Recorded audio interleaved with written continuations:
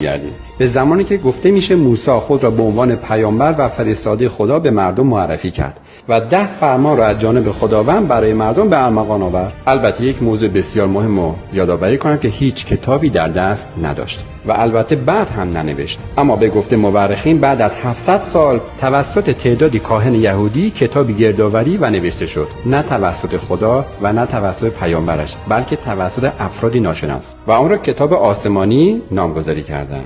و تا زمان ظهور مسیح با همان شریعت آن کتاب به قدری مردم را آزار و اذیت کردند که تا مردم شنیدند پیامبری جدیدی با نام عیسی برای نجات آنها آمده، سریع به پیامبر جدید روی آوردند تا از شر عذاب یهودیان خلاص شوند. 2018 سال پیش مسیح متولد شد و تا سالها یهودیانی که قبل از آن مورد ستم مصریان بودند حالا خود شروع به کشتار مسیحیان کردند تا زمانی که مسیحیت قدرتمند شد و کلیسا قدرت را به دست گرفت. البته عیسی مسیح هم کتابی در دست نداشت و سالها پس از مرگ وی یا به اعتقاد مسیحیان پرواز و صعود ایشان، انجیل‌های گوناگون را باز با تکیه به روایات و شنیده‌ها و نامه‌ها گردآوری کردند و به نام کتاب خدا به مردم معرفی نمودند.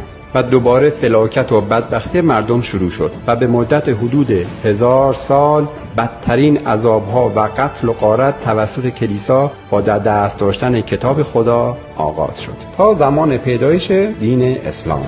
1400 سال پیش درست مثل پیامبران قبلی محمد نیز از جانب خداوند نازل شد، ولی باز هم کتابی در دست نداشت و خود هم کتابی ننوشت. اما سالها پس از مرگ وی کتاب‌های قرآن زیادی نوشته شد که موضوعات آنها همگی با هم متفاوت بودند و صد البته توسط افراد غیر. جنگ‌های زیادی بین اعراب آن موقع و قبایل در گرفت فقط به خاطر اختلاف آیات این کتاب‌ها، تا اینکه در زمان عثمانی تمامی این کتاب‌ها جمع‌آوری و سوزانده شد.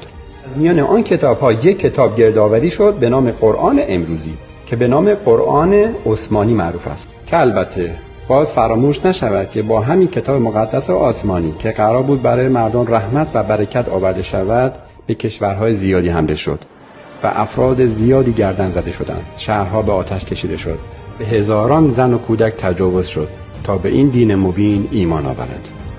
حالا برمیگردیم به سوالی که گفتم در خاطرتون باشه. پرسیده بودم که آیا رسانه‌های خبری اخبار رو بدون سانسور و تحریف پخش میکنن؟ شما می‌بینید با این همه امکانات امروزی یک خبر در عرض یک روز تا به گوش شنونده برسه دستخوش چه تغییراتی میشه.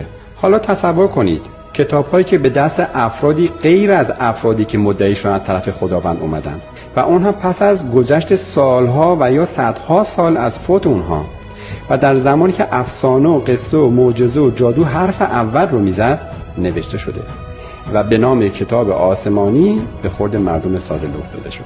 با مراجعه به تاریخ دینی پیدا نمیشه که پس از روی کار اومدنش ظلم و ستم فراوانی نکرده باشه. حالا یک بررسی سریع و اجمالی بر کتب آسمانی.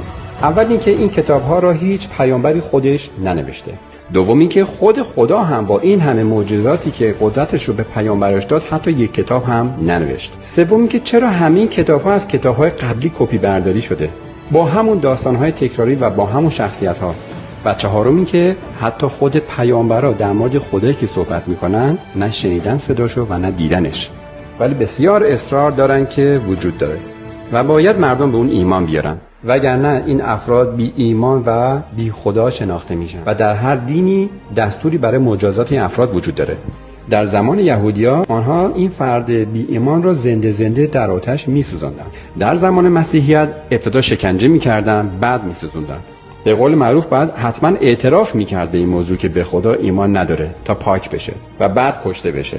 در زمان اسلام هم که ابتدا شکنجه میکردن و بعد سر از بدن جدا میکردن و در آخر کل خانواده و زن و بچه و اموال اون بخت برگشته رو بین مسلمان‌ها تقسیم میکردن. میگفتن حلال است و نوش جانتان. امروزه در گوش و کنار جهان هر کسی که به دنیا میاد همون روز اول اسم و دینش رو براش تعیین و ثبت میکنن و اگر بعد از رشد و عاقل شدن بخواد اعتراض بکنه مرتد و کافر خونده میشه و در هر دینی جزای خودشو داره. حالا قسمت اول صحبت‌ها رو کنار قسمت دوم بذارید. چگونگی پیدایش جهان هستی تا به امروز، این همه تغییر و تحول، این همه کاری که طبیعت انجام داده تا جهان هستی امروزی شکل بگیره و صحبت‌هایی که ادیان در مورد چگونگی پیدایش زمین در عرض 7 روز توسط خداوند و حضور یک روزه آدم و حوا بر روی زمین به عنوان بشر. تفکر و تجزیه تحلیل با خود شما. حالا میخوام یک سوال دیگه ازت بپرسم. یادتون هست پرسیدم که اون ذره اولی از کجا اومد و چرا اون انفجار بیگ بنگ اتفاق افتاد؟ سوال بعدی اینه که تا به حال چند بار این بیگ بنگ اتفاق افتاده؟ همین یک بار بوده یا شاید در قبل بی نهایت بار دیگه اتفاق افتاده و شاید در آینده نیز بی نهایت بار دیگه قرار اتفاق بیفته؟ در این حسیه به این پهناوری اصلا معلوم نیست تا به حال چقدر تمدن‌ها شکل گرفتن، از بین رفتن، سیارات به وجود اومدن، موجودات دیگه اومدن و رفتن و الان ما اینجا هستیم. یادتون باشه که بهتون گفتم تعدادشون بیشتر از دانه‌های ذرات ماسه تمام کره زمینه. با این همه سیاره‌ها و کهکشان‌ها و ستاره‌ها فقط و فقط ما انسان‌ها رو کره زمین هستیم. یعنی خداوند فقط ما رو روی کره زمین قرار داده که یک سری مراحلی انجام بدیم طبق خواسته اون و اگر خوشش نیامد ما رو در جهنم بسوزونه، اون هم با عشق و مهربانی که داره. این همه ستاره و خورشید و سیاه‌چاله و کوتوله‌های نوترونی و غیره و غیره غیره در فضا همگی اضافی هستن، چون قراره که فقط ما اینجا زندگی کنیم و بهشت و به جهنم بریم. بعدا میخوام در مورد این ذره که از کجا اومده و چطور در اون زمان بسیار بسیار کوچیک انفجار اتفاق افتاده صحبت بکنم و یا اینکه یعنی چی بی نهایت بار این بیگ بنگ اتفاق افتاده و خیلی موضوعات دیگه که در پیش داریم. با هم باشیم. تا بعد، بدرود.